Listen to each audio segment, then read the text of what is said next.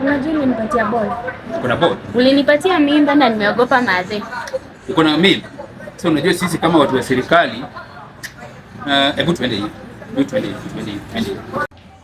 We, hapa ni chemist.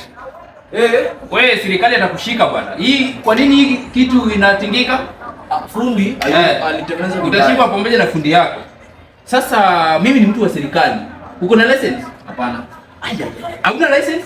License bado sijachukua. Hauna license? Sina. Uko na business permit? Hapana. Hauna chochote hapa Migori? Hakuna, sijachukua. Wewe ndio daktari hapa? Mimi ndio daktari wa hapa hivi. Na uko na ile dawa inaitwa Pitu? Pitu na hiyo. Unashika. Unaweza Pitu hapa? Leta Pitu moja tuone. Bange! Kijana, unauza Pitu kwa chemist? Unauza Pitu ndio nini fanyike?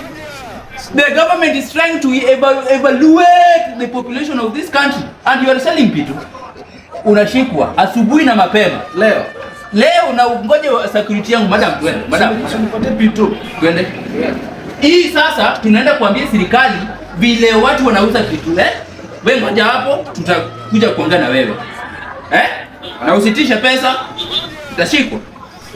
Nitaongea na watu wangu. Wacha niongee na madam.